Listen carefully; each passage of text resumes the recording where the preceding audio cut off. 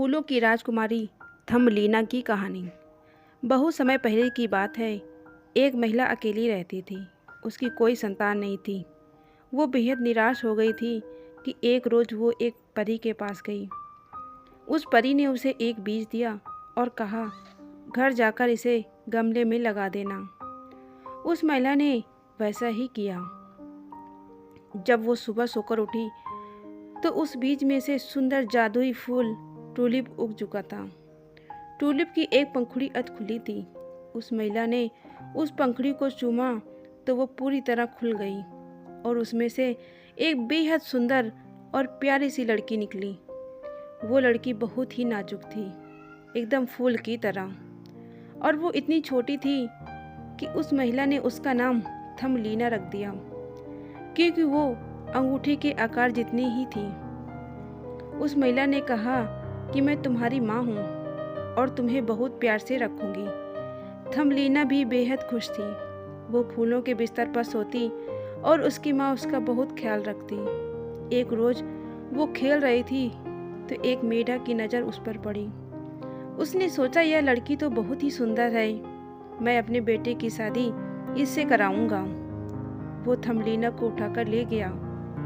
उसे देख मेढक का बदसूरत लड़का बहुत खुश हुआ।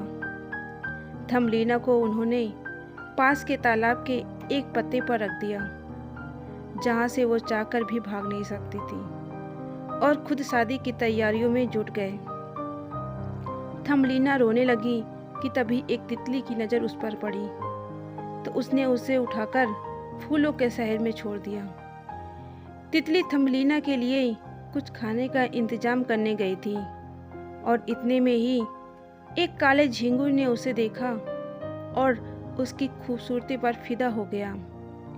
लेकिन थम्बलीना ने उसे कहा कि हम लोग बहुत ही अलग प्राणी हैं। झींगुर के दोस्तों ने भी कहा कि ये तो बहुत ही अजीब है, ये हमारी तरह सुंदर नहीं है। तो उन्होंने थम्बलीना को छोड़ दिया। थम्बलीना घर जाने का रास्ता ढूंढ रही थी और जंगल में भटकते भटकते वो एक बिल के पास पहुंची। बिल की मालकिन एक बूढ़ी चुईया थी। उस चुईया ने थम्बलीना को आसरा दिया, लेकिन बदले में उसे घर के सारे काम करने को कहा। साथ ही एक और शर्त रखी कि चाय के समय थम्बलीना को उसे और उसके पड़ोसी चूहे मिस्टर को कहानी सुनानी पड़ेगी।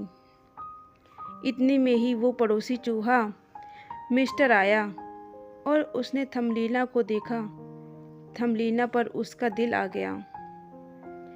मिस्टर ने बूढ़ी चूहिया को कहा कि उन्हें एक नया घर देखने चलना है, तो वो थम्बलीना को भी साथ लेकर चल दिए। रास्ते में थम्बलीना देखा कि एक चिड़िया घायल अवस्था में बेहोश पड़ी है।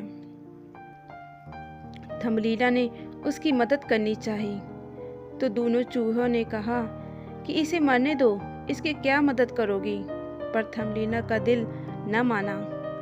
उसने चिड़िया को खाना खिलाया, पानी पिलाया और उसके घाव पर वो रोज मरहम लगाती।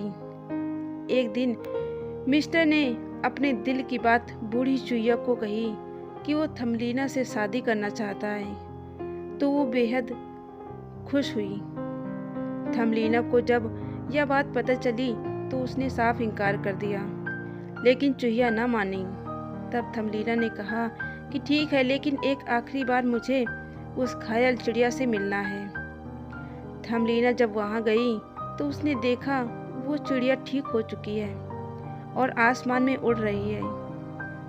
चिड़िया ने थम्बलीना से कहा कि वो जल्दी से उसकी पीठ पर बैठ जाए ताकि वो उसे यहाँ से दूर ले जा सके। थम्बलीना ने वैसा ही किया। चिड़िया उसे दूर फूलों के देश में ले आई। थम्बलीना ने देखा कि वहाँ एक सुंदर सा राजकुमार है। राजकुमार ने भी थम्बलीना को देखा तो देखते ही उस पर मुग्ध हो गया। थम्बलीना को भी राजकुमार से पहली नज़र में प्यार हो गया। राजकुमार बड़े ही अदब से थम्बलीना के पास आया और अपना परिचय दिया कि मैं इस फूलों के देश का राजकुमार हूँ, क्या तुम मेरी रानी बनोगी। थमलीना शर्मा गई और उसे फूलों के देश की ओर से पंख भी मिल गए, जिससे वो राजकुमार के साथ यहाँ वहाँ उड़कर सैर पर जा सके और दोनों खुशी खुशी रहने लगे। तो इस कहानी से हमें यह सीख मिली, कर भला तो हो भला। थमलीना का मन बहुत ही भाविक और प्यारा था, इसलिए इतनी परेशानियों के बावजूद वो अपने मुकाम तक पहुंची। उसने दूसरों की मदद की तो बदले में उसे भी मदद मिली। साथ ही उसने अपनी बहादुरी और समझदारी नहीं छोड़ी। तो मेरी ये वीडियो आप लोगों को कैसी लगी कमेंट में ज़रूर बताना। धन्यवाद।